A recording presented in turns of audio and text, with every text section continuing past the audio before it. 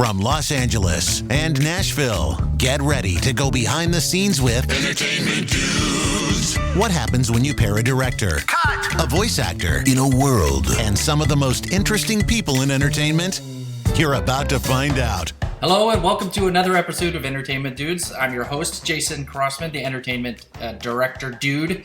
Cam's not here today, unfortunately. He is actually in a voiceover session. It came up last minute, but I'm really happy to go on without him. No, don't tell him I said that. But today we got a really special guest. We have an opportunity, if you've just joined the show, to look at everything behind the scenes with production, with film, with art and entertainment. We talk with actors, directors, producers. But we also focus on voiceover, and we also focus on the storytelling with the voice and the talent that is associated with producing, directing, and making some of the most incredible stories that we hear, whether you're listening to audiobooks or whether you're in an educational platform and you're using voiceover to learn. This is an exciting opportunity, and today we have just one of those guests with us. His name is Michael Kinsey. Michael Kinsey is a voiceover actor, a voiceover producer. He's a two-time award-winning SOVAS audiobook producer, and that's the Society of Voiceover Arts and Sciences, if you don't know. And we're just going to bring him in and let him talk to you exactly about what that means. He's the lead recruiter at Learning Ally, and we're going to find out more about that as well. I think he's going to be better at talking to you about it than I am. So without further ado, we're going to bring Michael into the stream. Boom, there I am. And just like that, he has arrived.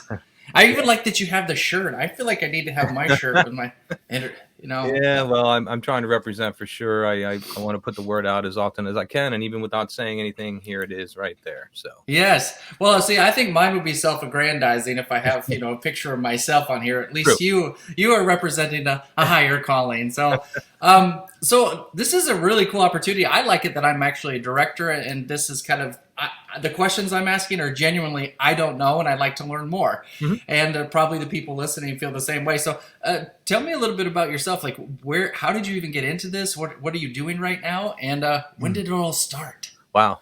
It was a dark and stormy night. It was dark. It was a June day in 1999, actually, that I found myself at Recording for the Blind and Dyslexic, which changed their name to Learning Ally in 2011. But going backwards, I found an opportunity at Recording for the Blind and Dyslexic to come in right as we were at the time moving from our analog recording format to a digital format. So technology was taking hold in the digital world, and software was coming a little more available and prevalent. And so I happened to start in my late 90s, I should say.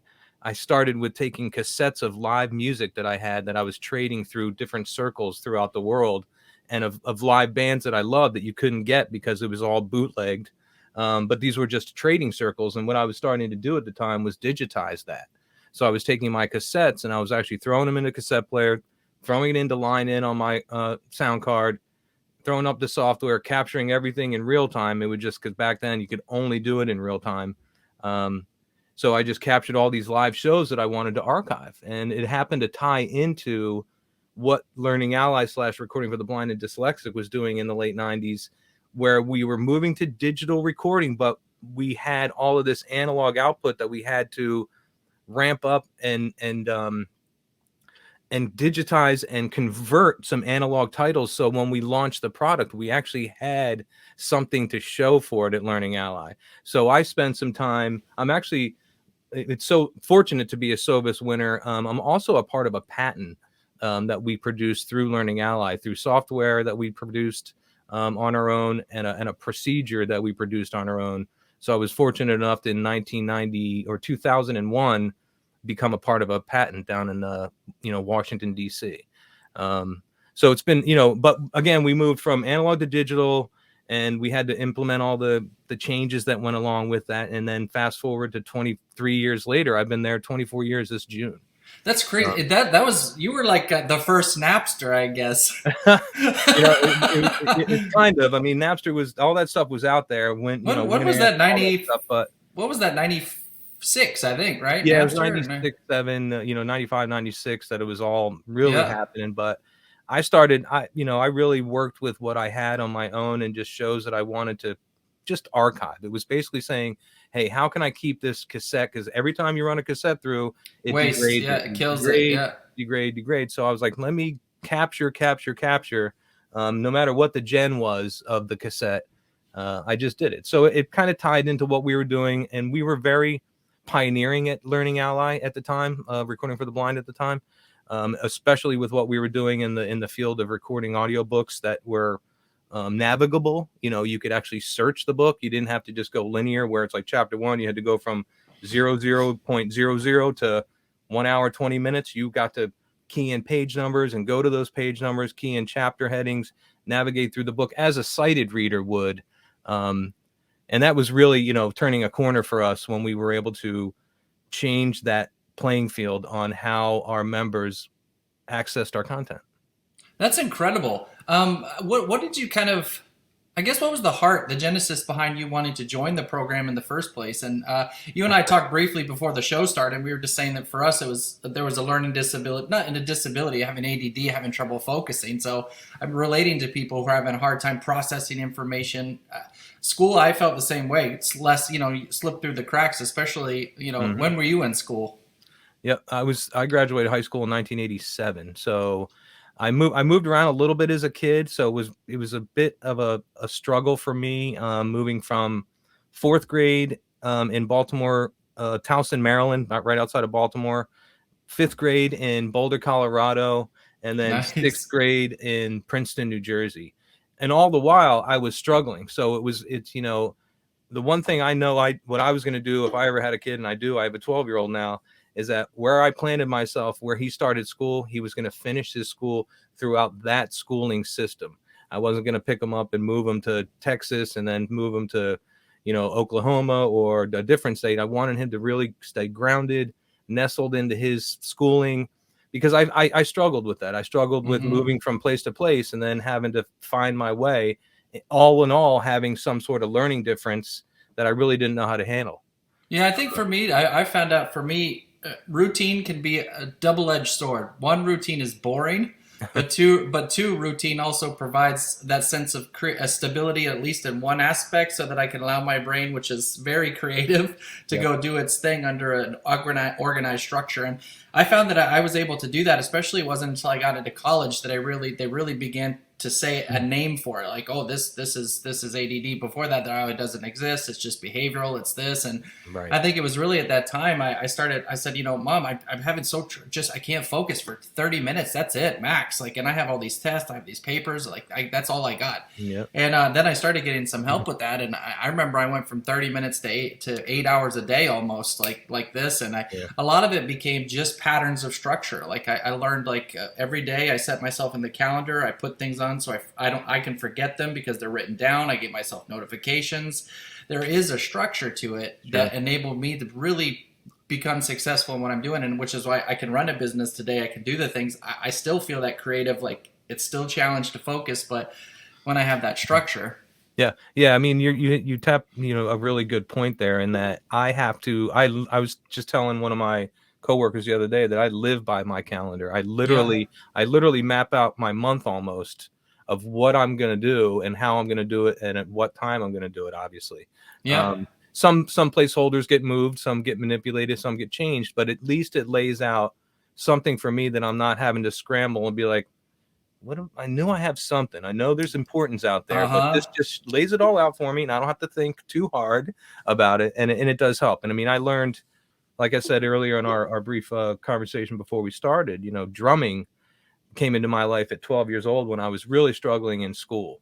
And I found drumming. Luckily, my uncle at the time, who's only a few years older than me, was playing the drums. And I spent a lot of time at his house, which was my grandmother's house, when I moved to Jersey. And I just started banging on them, really, I think more for just release. Being a pent-up kid, not, struggling, having moved around quite a bit, not having a whole bunch of friends, not knowing where you're going, da-da-da-da. So I found the drums being a helpful release. And then one day, everything kind of clicked behind the drums, where I was like, oh, now I've got the rhythm. Now I've got the beat. Now I've got the timing. And then I just applied it to all the other stuff that I wanted to do. And going back to what you were saying, it really helped me build a structure around how I am, because that's all time-based. Playing drums, you have to have good timing. So I'm all about timing when it comes to work, when it comes to where I'm supposed to be, when I'm supposed to be there. I'm usually early Yeah. Yeah. because it's very important to me, time. So, and it's helped me, become who I really became by sitting behind the drums. Music helped me. Music and drums literally together gave me who I was, made me who I was at the age of 12. That's fascinating. For me, it was guitar. Mhm. And some music. It was two things. One, I needed a physical outlet to be able to release the energy. So I played baseball and basketball. It was when I began to do team sports, I was required to be at a certain time at a certain place. I had somebody to be here. And then the elements of the music to it, because once you're dealing with the physical aspect of the energy, there's a creative aspect that the brain needs just to release. And sometimes I could just sit down and play the piano and make up a song without it. I could just do it off the top of my head. And I remember one time I was dating this girl, and she's like, well, why can't you remember to do this? Like, you were there at 6. So like, how did you forget? And I said, it's my brain doesn't work that way. It's like, it's not structured to consider all things in linear order. I have to force myself to do that. And she's like, it's not that hard. I said, look, can you sit down at this piano and play a song just off the top of your head? Sit down and play something. Right. She's like, no, I can't. And I said, I can. It's easy for me. And I don't say, how come you can't sit down on this piano and just make up a song off the top of your head? It's like, it's easy. So I think there's that element. Our brains do not all work the same way. No, yeah. That's one thing that's so fascinating about the work that we do at Learning Ally, where, we there's so much stigma on having a learning disability when it's really not a disability. It's just a difference. Yeah. And if I could have had somebody that would have thought outside the box when I was struggling in school and trying to key in on how I did learn and what other ways I could learn, who knows where I could be right now. I mean, I'm very, very happy and very, very pleased with how my career has turned out. Very fortunate to be a part of SOVAS and win an award. I mean, it was one of my first ones that we submitted. And I mean, so very fortunate, very pleased. I always wanted to aspire to be a rock and roll drummer. I have friends of mine that made it in the industry, Spin Doctors being one band, Blues Traveler being another band. These are all good friends of mine. I mean, good friends of mine. I could call them all on the cell phone right now. And that was kind of where I aspired to go. But it just didn't work out. I brought myself into a different career path. And I love audio. I mean, that's really where it comes from anyway. I just love audio. I work with audio all the time. I like to restore audio if it needs to be restored. I edit audio constantly. So it's really just in my blood. So when you're hearing audio about editing, I don't know if it's any different from physical editing. Visually, for me, it's a feeling. Sometimes you say, how can you teach a person to edit? You can get them a software, you can get them the program, they can sit in there and start. Anybody can edit that way. But for visual editing, it's a sense, it's a feeling. Do you notice that in audio? It's like I think it goes back to timing. There's pauses, Yeah, I mean, you hit exactly what I was going to say. Music is what helps me become a very good editor, because it is about ebb and flow. It is about cadence. It is about, does it sound, even though the words are all there, does it really represent how it should sound and flow and just feel? A lot of stuff is just feel. When I do final editing, I got some really great advice from the one and only Roy Yokelson, who told me to, when you're doing your final pass, look away from the audio. Don't look at the audio, because as an editor, you're gonna see stuff even before it gets there, even before that cursor or that line gets to that point. You're gonna see stuff ahead of the mark, and you'll be like, "Damn, I'm gonna go off and fix that," or "Should I look at that?" Where if you just turn your head and listen, and if it doesn't jump out at you like a Mack truck, then you know what? You're moving on, because it's not a problem. It really isn't a problem. That's helped me get through some major jobs and get stuff done instead of, otherwise you tinker. Oh my God. I mean, I could spend on a 45-minute file. I could spend 3 hours, and it doesn't work well. That doesn't benefit me at all. It might benefit the final product maybe, but you got software now that is brilliantly smart, that can go in and grab things that I can't even see or hear. So relying on the tools that you do have, knowing how to use those tools. To your point, also, you can't just throw somebody in front of a piece of software, show them how to cut, copy, and paste, and think that you're going to get an editor out of it. It does take real skill, real time behind the editing monitor. And I think music has helped me. Yeah, that's what I often say for people who are just starting to edit, at least in the video side. I say take a piece of music, take the videos that you have, and even if it's not the story, just try editing to those sounds, like the tempos, the beats, the pauses, Yep. and even just to get a sense of timing. Who cares about the story? When you watch it back, you'll see that those pieces, the way that they cut in time, music matters. I often edit that way. I'll get all my pieces together in a timeline, chop them together, and I'll make sure I have all the best takes that I like. But then I'll just drop an audio track down, and I edit to that. So that's my process. And sometimes I tell students, like, the way you can tell if an edit is working or not is you have to determine, like in music, what song did you start listening to? Is this a jazz? Is this is it a rap song? Is it what kind of music? Because if in the middle of a ballet you suddenly throw something crazy in there, it'll throw the audience off. It'll take you out of it. Sometimes it's cool. The effect is on purpose. But usually you can tell it's like, no, this isn't, that doesn't fit. This is a ballet. Yep. Editing is the same way. You have a certain tempo that you set, and once you send it, if you change it too drastically, you either A, are doing it on purpose to jar your audience, or B, you're throwing them out of the story, and it pops them out. Yeah, we used to work with a lot of the production. I was doing contract work a few years ago. All of our books that we were producing, all of the opening and closing credits had music attached to it. So we would go off to, I think it was Audio Jungle, and pay for, Audio Jungle. Yeah, Audio Jungle, a 30-second snippet of something. But going back to your kind of question, it took me it was a real challenge and a real skill. You can't just grab something that might be in the genre and then think that's going to apply to how that opening credit was narrated and how the feel of it and the tempo of it and everything. So exactly right. It takes a couple tracks to listen to, and you all of a sudden are like, wait, it almost like lines up. To where everything just kind of flows correctly. The voice doesn't overlay, the music doesn't overlay, doesn't come in abruptly. And then you're like, all right, well, that's the one, because it feels right.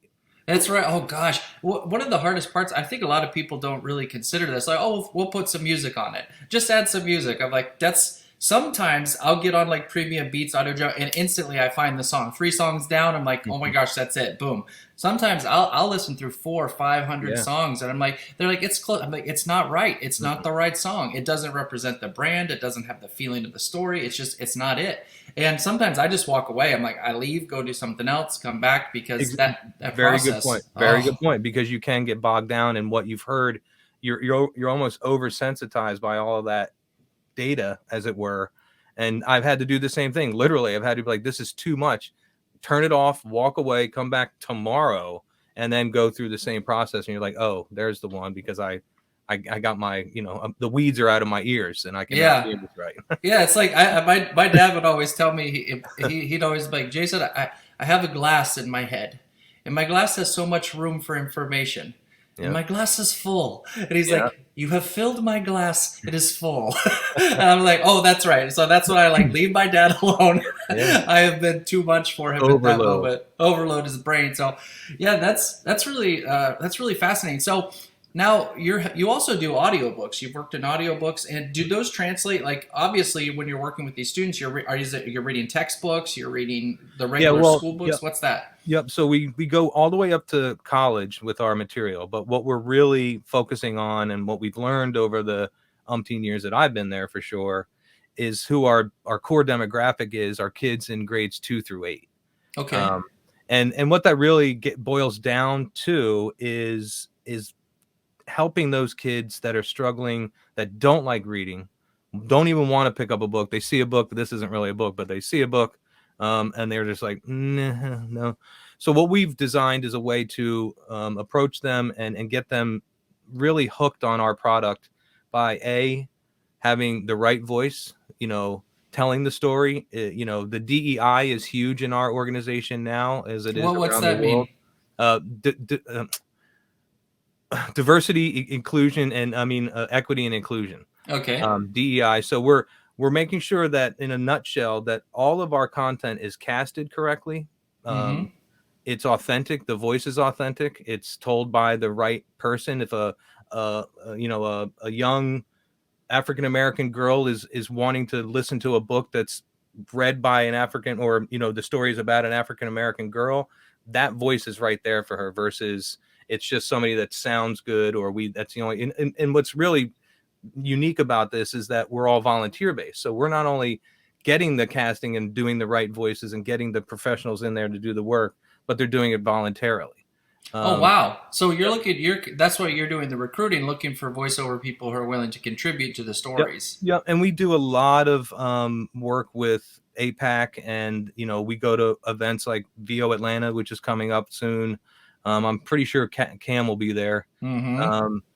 And we usually do a session at VO Atlanta. I've gone for the last 5 years, but we're sending a different team down this year just because I'm not really interested that much in traveling anymore in the world that we live in. But I think it's also great because these are new producers to the organization, and I think they'll be really welcomed and do wonderful work down there, because we need that new blood. And I think it's also the last VO Atlanta, so we're gonna go. Yeah, I heard there's a lot of sad on all this. Yeah, like what's gonna be next? Like, who knows? I don't know, but we're heavily tied to Joan and Rudy through That's Voiceover, so of us. Mm-hmm. Very connected with Gerald. I hope that we stay connected through VO Atlanta.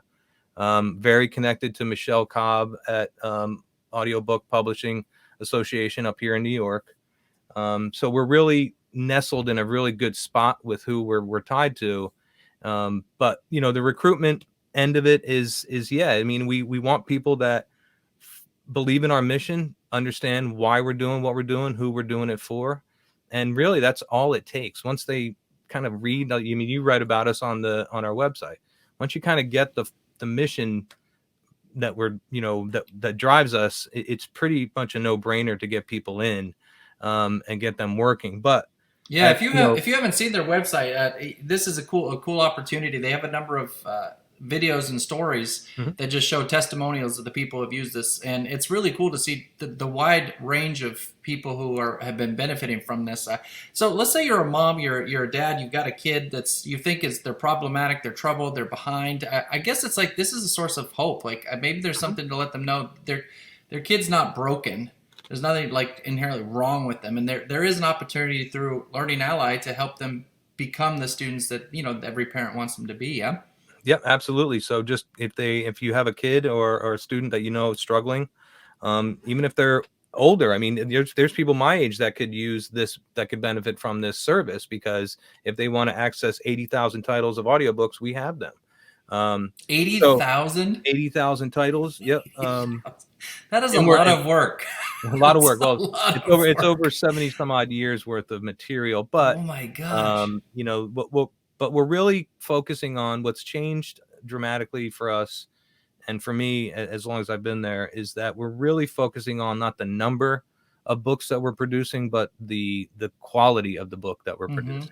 So we used to be driven by numbers, 6,000 books a year, 8,000 books a year. Okay, we'll do that. But, you're also going to get a literature book that should be read as a single voice is now have 15 voices on it, all different age ranges, all different genders, because we just needed to turn it around. Yeah. Right. Yeah. So now it's a matter of, we want to cast the right voice to this book, and if it takes a month to get it done, then it's going to take a month because it's going to be done exactly the way we want it. Quality versus quantity. Yeah. Yep. So we've changed this year, especially. We moved from a nice, almost 2,000 number down to, I think, about 750, and that's total books for the year, and that's all high quality material.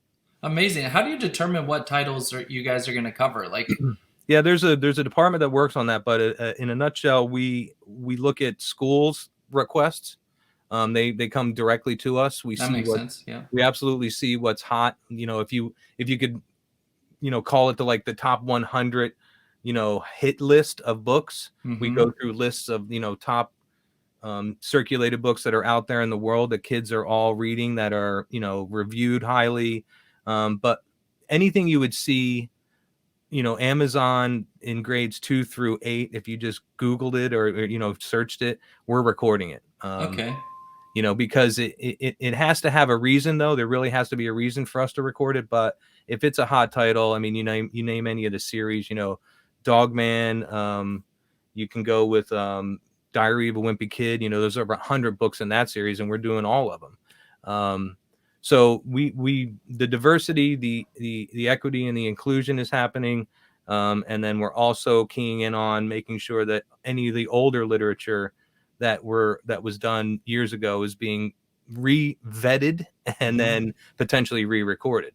So we're really paying attention to everything in the library, because that experience, if you're a child, to your question a little earlier, if you're a child and you can gain access to our service, and the first thing you do is put on your headphones, and it's a horrible experience, You're done. we lost that child. Yeah, you're done. Yeah, and they're really not going to understand what they've lost as well. But it doesn't matter, because it's that first impression.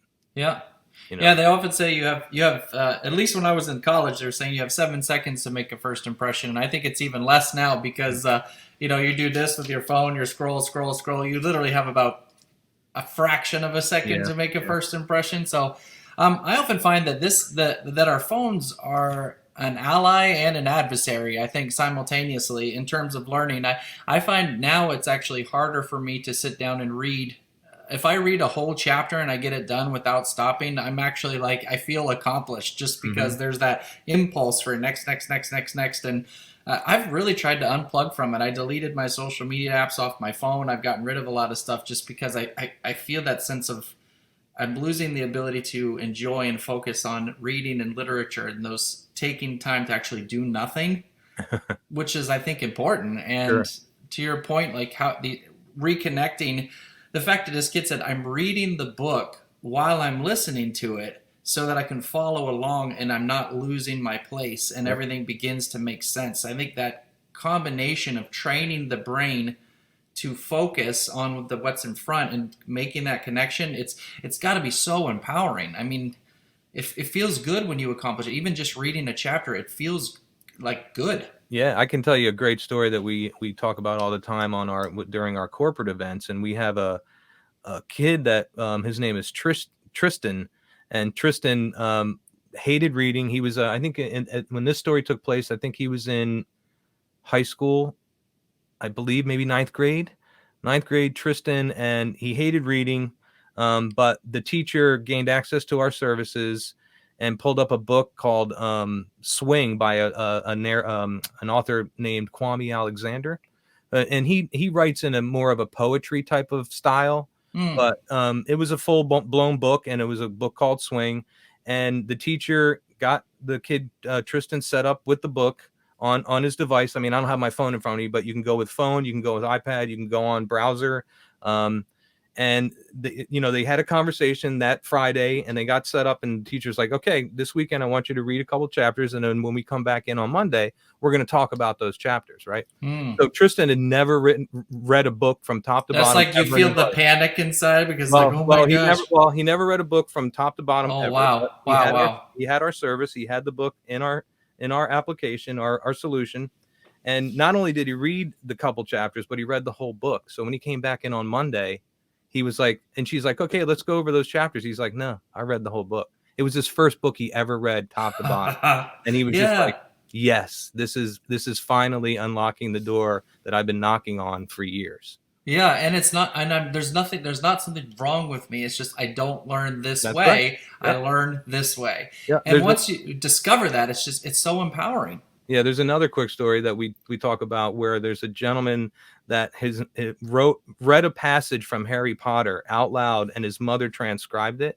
And then we use that transcription in what we call a dyslexia simulation, and the transcribing of it was clearly, as this gentleman was reading that passage, you can clearly see that he did not understand the majority of those words and just said what he said.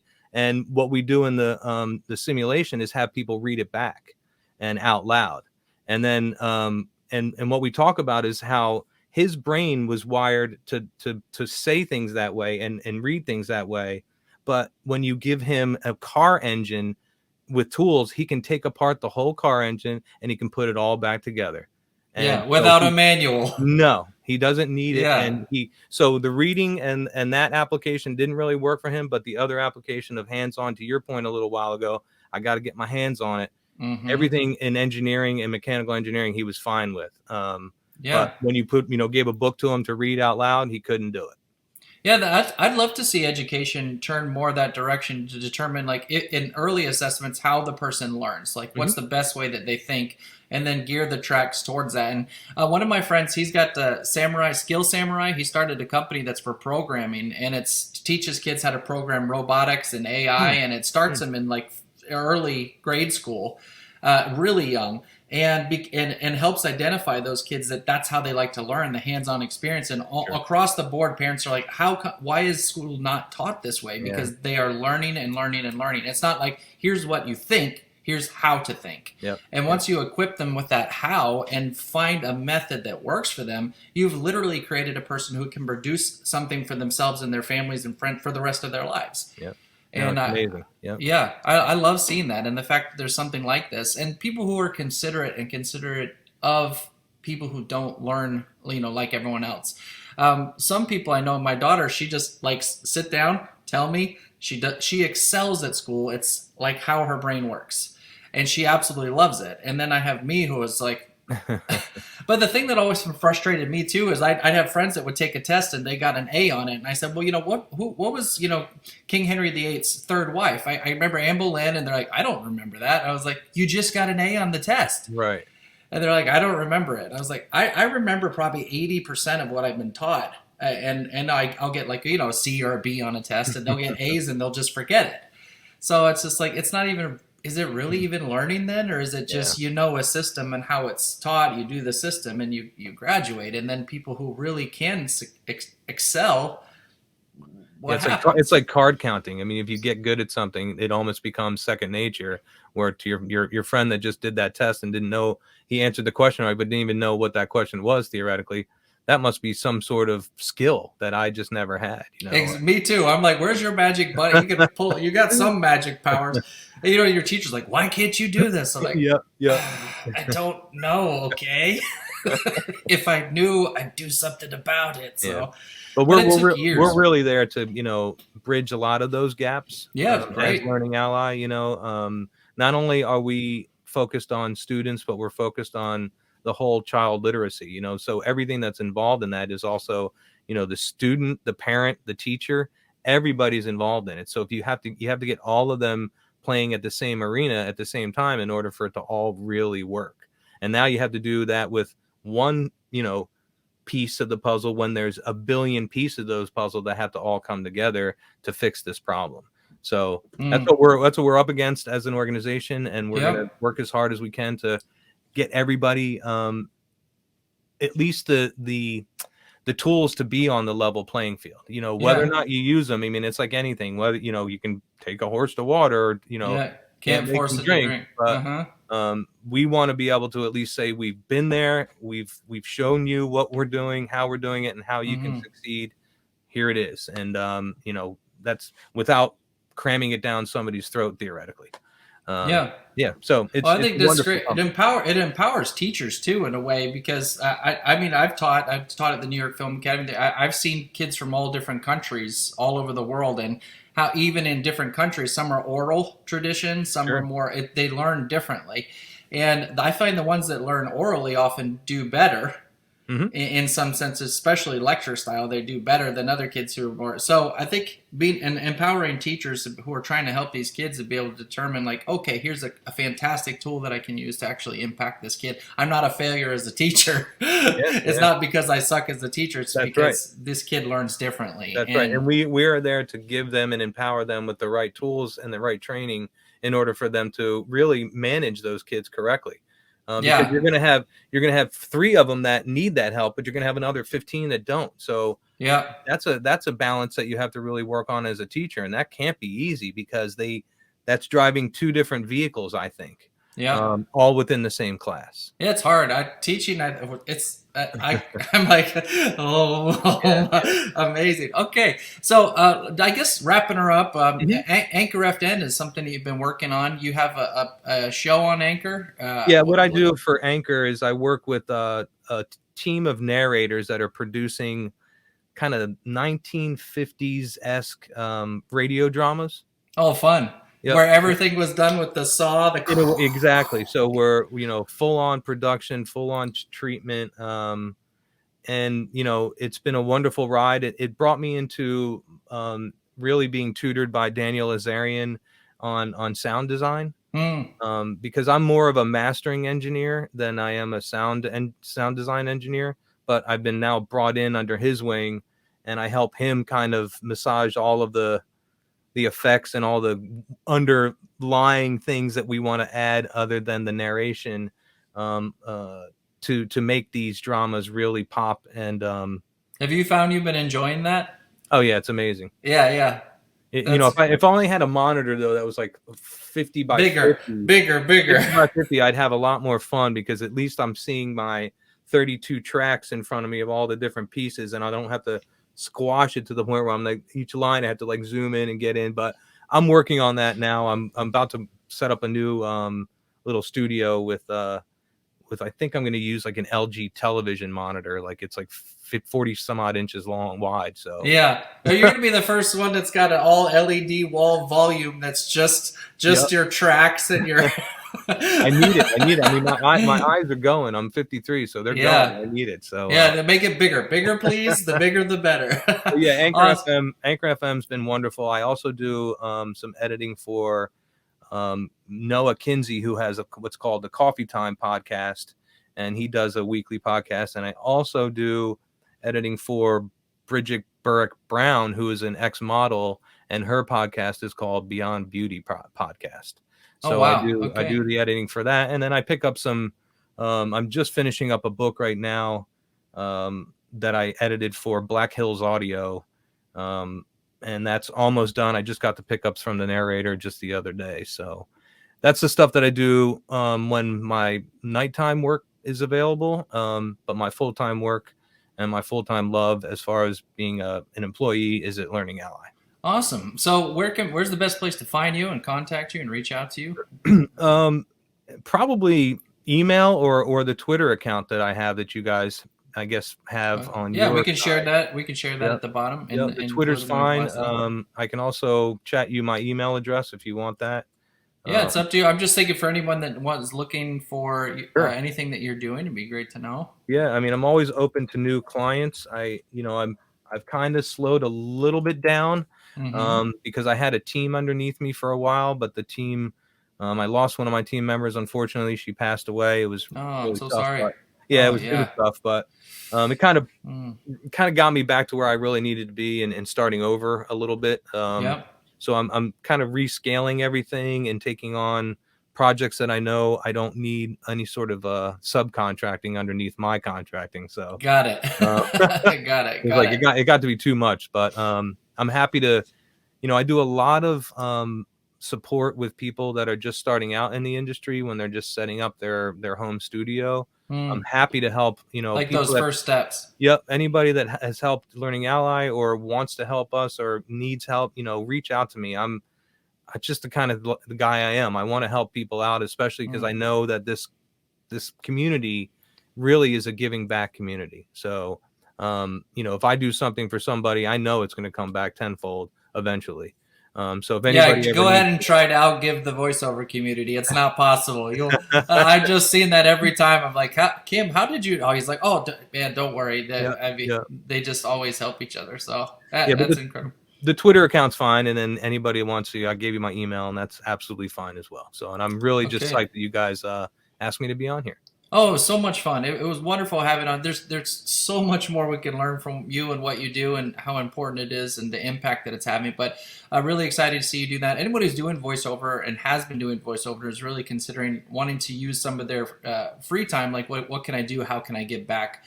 I think Learning Ally is an incredible place to be able to do it. And, obviously that process you go through to find out where you would fit best, listening to your reel, what you've done before is going to matter, but being able to contribute in this capacity and make something that's going to make a difference in a lot of people's lives. So it's much appreciated and exciting to have on board. Well, thank you so much for joining our show. Excited to have you, and hopefully we get you on again. We'll have Cam on here sometime in the future. We can talk again in a little bit more detail about the projects you've been. Oh, look at this. Look at this. We're going to bring him on for the final 5 seconds here. He just came into live. I'm going to see. It might just be his audio. Let's see. Oh, there he is. We were just just saying our Hello. good. We're Cam? just saying our goodbyes, but you could say hi and goodbye. Hi, bye. Hi, bye. How are you, Cam? Great. How are you? Nice to see you. Yeah. We were just having a wonderful time. I'm really excited that you guys wanted me on here. I'm very, very fortunate, and I'm very thankful. So thank you. All right. Sorry I had to be late. That is the working in the entertainment field. You never know when something's going to pop up. Right. How was the audition? Oh, it was great. It was actually a session. So. Oh, session. Oh, good. Yeah. Even better. Even better. Sessions are better than auditions. Wonderful. Wonderful. And getting paid for your sessions is even better, or contributing to Learning Ally for the sake of benefiting other people. Yes. Oh, Michael. Thanks, you guys. And Kim, I appreciate you. Anytime you guys want me, back, whatever, I would love to, continue our conversation. All right, sir. Well, thank you. I could be here for this goodbye. Everybody bring it in. Hug. Hug. All right. See you, Take care, Michael. guys. Bye. Bye. So I was just about to say, notice my background's a little bit different today. Yeah, yes. Yeah, it's because the whole place is in construction. It's in demolition mode. So there's stuff everywhere. So today I had to set up out here, which is why everyone gets to see the white wall for today. Okay. Yeah. Man, what a great, awesome episode. There's so much stuff that we learned about the way that they're helping people, what they're doing with the Learning Ally. They have something like 80,000 titles. Yeah. And there's 80,000. They've been recording for 70 years. And just what they're doing now is really taking so much of the detail in it, the sounds, the voice, matching everything and really building out an incredible audio library and how it's helping people. It's really cool. We talked about the different way that people learn and stuff. So anyways, It was awesome. Okay. Well, yeah, we missed you. Goodbye. Hey, there. Oh no, he's gone. I don't know who kicked him off, but wrapping up the show. Thanks for joining Entertainment Dudes. We look forward to seeing you on the next episode. Hey, I'm kicking you off. Back. Get out of here. I was just saying, kicking him off and enjoy. You can't kick me off. Fine. Okay. Well, this has been Entertainment Dudes. We'll see you later. Bye. Entertainment Dudes.